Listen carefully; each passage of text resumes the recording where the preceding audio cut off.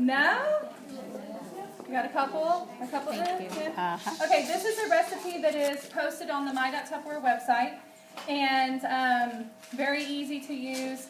It's a real light recipe. It's chicken and pasta. I went ahead and started, in the interest of time, I started the pasta and getting all yummy. All you do, and I'll show you when it's done, what it looks like. But you take the pasta maker, you pour your pasta in there, whatever serving you want. I have 4 kids and a husband, so everything is maxed. So I just take the whole box, throw it in there. This is 1 pound of pasta, and this is penne pasta that we're going to be using. It's like the little tube pasta. And you fill it to the water line. So if you put the whole box in there, you're going to fill it to the top water line. And you put it in the microwave with the cover off. That's very, very important. I've demonstrated this at a party before. I've showed them. We made pasta at the party. And then I had the hostess call me later and say, it just keeps boiling over. I don't know what I'm doing wrong. And I said, you have your cover on, don't you? Well, yeah. I mean, why wouldn't I have the cover on? I said, remember, she carried it to the microwave and put it in the microwave. But you don't put the cover on. So if you have a customer or a hostess that calls you and says it keeps boiling over, they're using the cover on. If they forget, tell them to look inside the cover, and there's picture directions there so they can read the little pictures. Say that nicely because you don't want to make them feel stupid. But all you do is you put the water in there. Do not add salt. Salt lowers the boiling point of the water, so it's not going to get as hot as it should, and so your pasta's not going to come out like it should. You can always salt it later if you want to add salt to it. And to determine the temperature that you need for your pasta to cook, the time, all you do is whatever the directions say, you add 4 minutes. So these directions say bring 4 to 6 quarts of water to a boil. You get to eliminate that step. How long does that take? 15, 20 minutes to get 4 to 6 quarts of water to boil. Once it's boiling, then you pour the water in, you cook it for 11 minutes. So we're going to skip all that. What we're going to do is we're going to add 4 minutes to that 11 minutes. So for 15 minutes, put it in your microwave on high for 15 minutes. When it comes out, you're going to put the cover on top. There's a built-in strainer in the front. I'll show you that in a second when the pasta's done cooking. You point the arrow that's on the top of the cover to those holes, and, okay, so you point the arrow to those to the holes, and then you go over to the sink. You hold on to it with there's a little gripper on the top. You hold on to it and you pour it, and it drains all the water out. So it's a built-in colander. You don't need a separate piece to strain your pasta or anything like that. All right, so we're going to get the pasta cooking. While that's going, we're going to start making our chicken piccata. I already have chicken cutlets. If you don't want to spend the extra money for a chicken cutlet is just a thin piece of boneless, skinless chicken breast. That's a fancy name for it, and it's been trimmed up. You can go pay like $4.99 or $5.99 a pound and get the really nice, have the butcher do that for you. Or you can get boneless, skinless chicken breast. It's on sale for $1.77 a pound at Kroger today. And you can get it, and you can trim it yourself, and then you can take one of our beautiful knives, our beautiful cutlery, and you can cut it in half and just fillet it and have 2 pieces that'll be thin. So these are thin pieces. You want to make sure you know about that. A little bit of salt and pepper on your chicken breast, and then we're just going to, oh, y'all can't see the camera that's over here, can you? All right, so we're just going to dredge it, and dredge it just means you're going to put it in a plate, put a little bit of flour on the plate, and you're just going to put it down on one side, flip it over, put it on the other side. So put it in a little bit of flour. You guys know what dredging means? Remember, my daughter was like, what is dredging, and why are you doing that? So you're just going to dust it with a little bit of flour, put it on a plate. At a party, you could use one of these really pretty microwave plates. Now, our cookware, this is very hard to do with the microwave. Okay, I got it. I got this. All right, in the pan, let me tell you what I have in the pan. In the pan, I have a little bit of butter, a little bit of olive oil. You can see that from the recipe. And you just bring that to temperature. You don't want to put your chicken in before your oil and your butter has been heated, because then it's not going to start cooking. It's just going to sit there, and it's going to soak up the oil and the grease, and it's just going to make it greasier. So that's kind of gross, right? Yes? It's gross? Okay. All right, now how many of you are wondering what this cool little contraption is that I'm cooking on? Say, I am. I am. You guys. All right, so this is called an induction cooktop. And with our amazing cookware, we're able to use induction cooking. Induction cooking is really just magnetic cooking.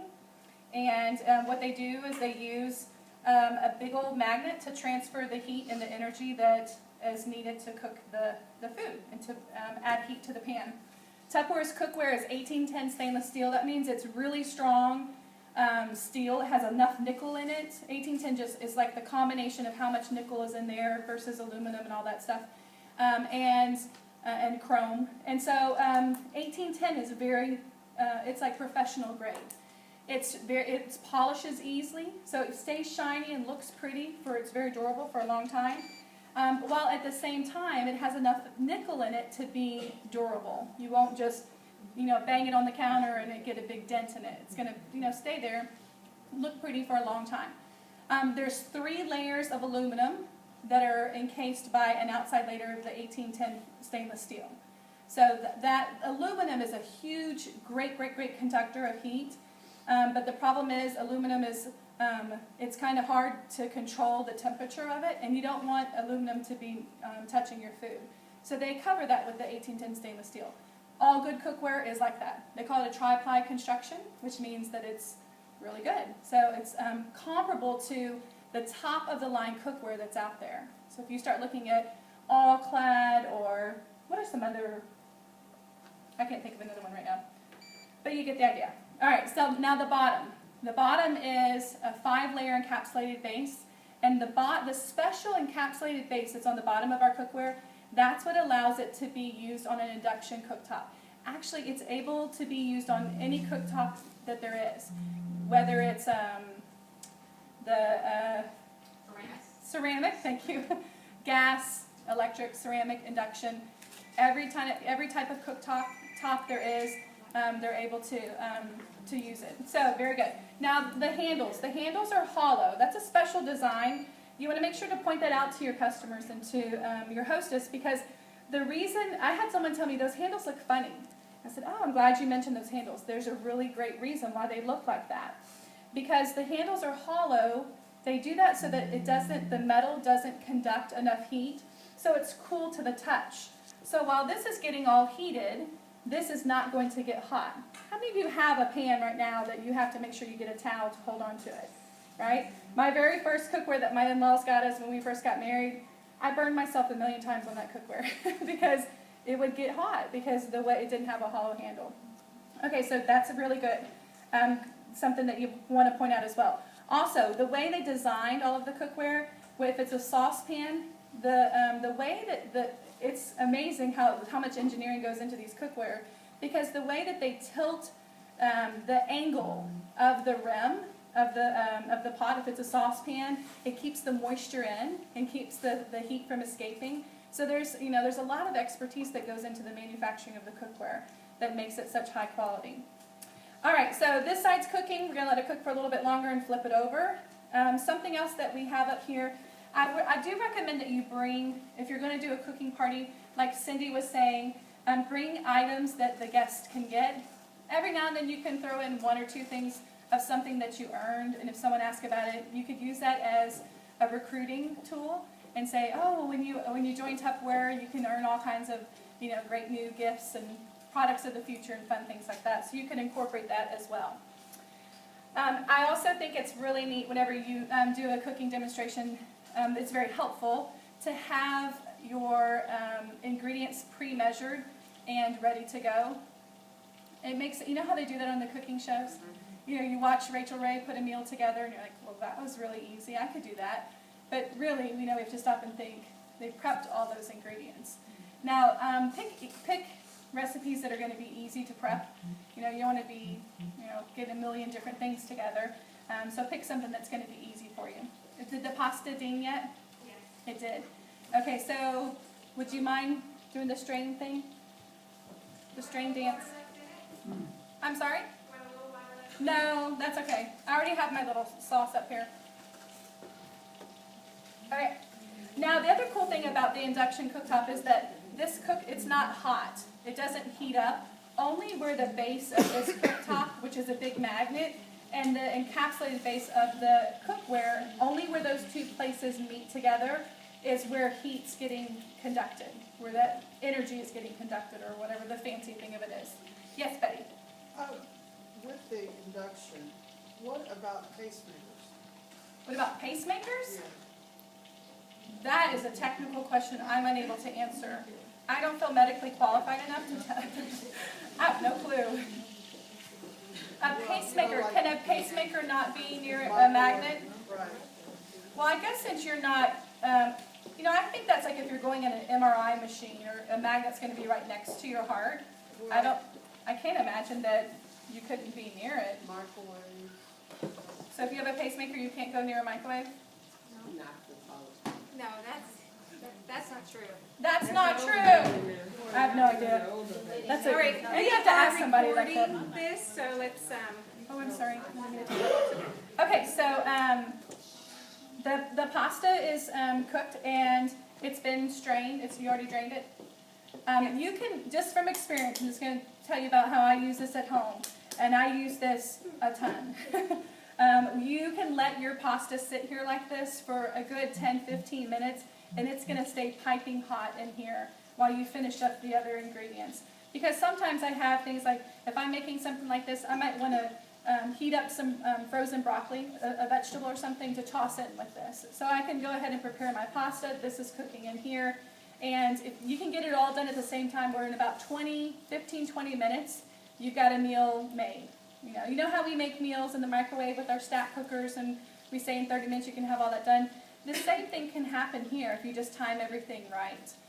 It's very easy. Once this is done, we're going to take this out, take the chicken out. We're going to put it on another plate, and then we're just going to take the fat and the grease and the butter and stuff, and I'm just going to pour it off into another bowl. We're just going to get rid of that. What's going to be left is the charred meat. So, the chicken, if you did this with beef, you can do this with beef or any kind of meat. But it's like the charred part of it. The browned part of the meat is going to be on the bottom. And then we're going to make sure the pan's real hot to do this. Is that you pour a little bit, you can do this with any type of a liquid, a broth or anything like that. We're going to use a little white wine. We're going to use a little white wine, and we're going to deglaze the pan. What that does is once that charred meat is on the bottom and you pour that wine on there, it lifts it up. That's the really core, what is that called? Not condensed, but yeah, that one. That's where the flavors are, together. So that's going to bring up, that's the base of the sauce. So we're going to make a little sauce to top our chicken and our pasta. We're going to add to that a little bit of lemon, some garlic, and some capers. How many of you love capers? They just really lighten up a meal, don't they? They're just delicious. So we're going to add that to it. Okay, what would you say? Does that induction cooktop just cook at one heat level? You can get all types of induction cooktops. This particular one goes up from levels 1 through 10, and it's just like on your on a dial from medium, low to high, all the way up. This is great to invest in one of these. They're probably about $65 to $90, but it allows you to do demonstrations in many different places. You could be in someone's living room doing a demonstration. If your hostess said, "No, I really don't want y'all in my kitchen," that's okay. And you could be, if you had electricity and you were at a show, a vendor show, this would allow you to show our cookware and to make something real quick so people could see it live in action.